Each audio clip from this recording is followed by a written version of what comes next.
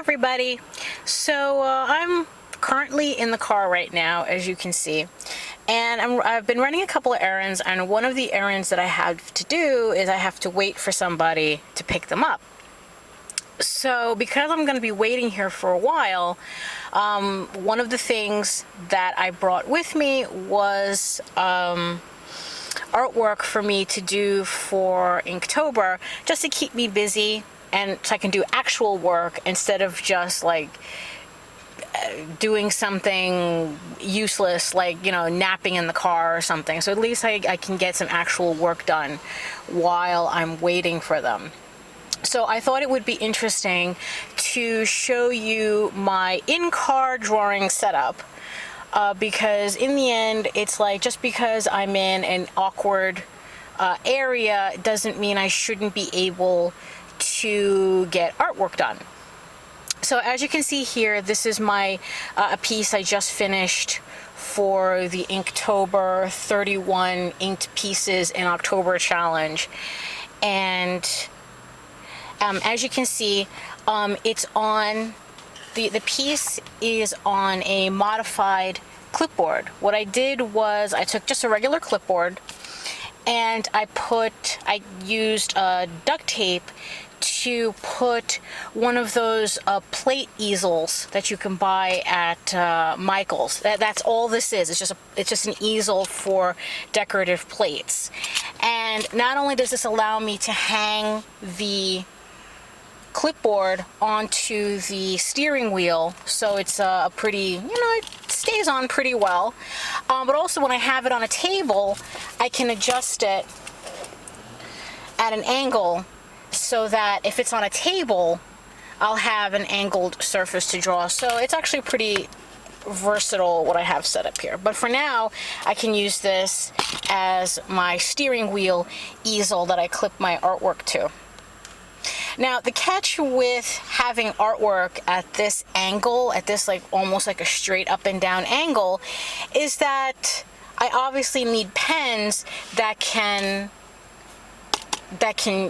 continue inking at that angle without drying out. Like if you've tried to write upside down with a ballpoint pen, and don't even try to do this with standard rapidographs. So what I use for this type of inking is I have a set of Staedtler pigment liners. I think I picked these up at Staples, and to tell you the truth, these are my favorite inking pens. I like them even better than my Copic multi-liners.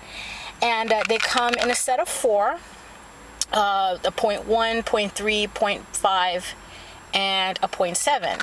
And I was able to ink this piece using these pens without any issue with the inks fading out, because they're pretty much at a straight, up and down angle. Like I could just pull one out here. So I'm inking like this, just straight up and down like that. So that with a regular pen, this would have faded out very quickly, but with these, they lasted the entire piece, so I didn't have to worry about that.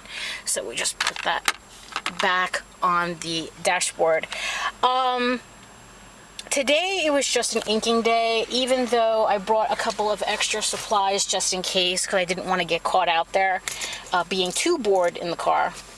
So here are my art supplies. So this is a bag of my art supplies. That's just my purse, right? So here is the mini tripod for my camera. I had this sitting on the door with the window open so that I could film the inking process for my Inktober video. So it just sat like that. It was pretty sturdy. The only catch is that that's what this is. This is a mirror. If I had, hold on, let me see if you could see the camera. This is the camera that I use, and it's a pretty old camera, and it doesn't have a flip screen or everything, although it does have the digital screen on the back. But of course what that means is that without a flip screen, I can't tell where the camera is pointed. So what I do is when I have the camera on the easel, I use the mirror to kind of like, so I can see the, I guess if you can pretend the camera's there, of course, so that I can see the view, the view screen on the back of the camera to make sure it's angled correctly.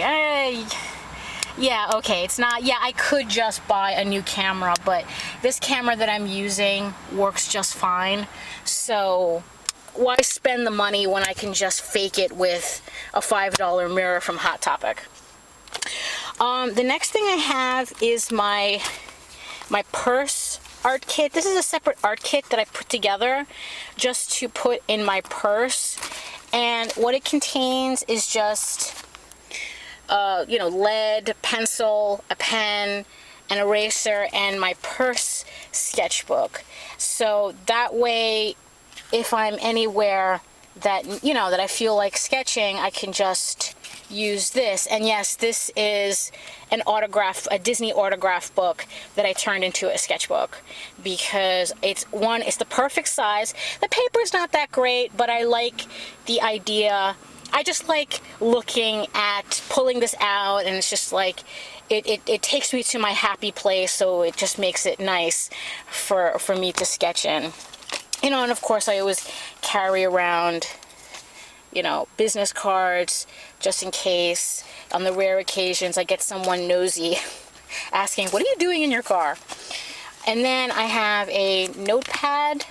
This one I bought from the Brito Museum Gallery, the Brito Gallery in Miami Beach, and it's his Disney collection, and of course I had to get Belle.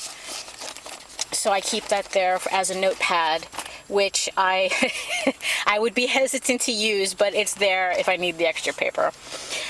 This is the pouch that I use to keep all my camera supplies in, which, to tell you the truth, the mirror has kind of goes better with the camera than in my purse, because in the end that's what I use the mirror for anyway. So here I would keep my camera when I'm not using it. I have an extra battery charger, because also what's good about this car is that there's a plug that I can use this in, so I don't have to worry about my battery running out. And I have an extra battery anyway, and an extra memory card. I have more at home, but I didn't want to bring everything with me because, you know, in case something happened, I didn't want to lose all my supplies. So in this bag, so here is my my little envelope full of sketches that I still need to ink, that I'm going to continue inking for Inktober, before I have to actually come up with new designs. And then what I have is a mini travel kit of my markers. Yeah, what this is it's a smaller collection of Prismacolor markers and some extra, you know, Sharpies and gel pens and whatnot that I would use for coloring. It's not everything, it's just like pretty, what it is, it's two 24 basic sets of colors that I just put in here as a travel version of my markers, instead of bringing my entire box of 90-something markers that becomes unwieldy after, you know, a while, you know. And I don't need all my markers. I mean, it's like if I'm in a situation in the car, it's not a convention. I'm not going to need every color in my kit. So these have at least all the basic flesh tones, all the basic color tones, a couple of, you know, shades, some grays, and pretty much I have everything here. If I wanted to, I would color the piece that I just finished inking, but I really don't feel like coloring. So, but I brought them anyway, just in case. So that way, you know, I'm prepared with, you know, for art, you know, in the car, if I felt like it. So, and then I just put everything inside a Whole Foods bag. I mean, there's no reason to get too fancy or complicated with it. So, And then I just keep everything on the seat next to me, just easy to get. So that's pretty much it. So that's my car art kit, or at least my car art setup. And I hope you found that interesting, and I'll see you on the next video. Bye. What I'm going to do for brevity's sake is I'm going to speed up this process because you're not going to be missing anything. I'm only tracing the pencils, and really we can speed through this.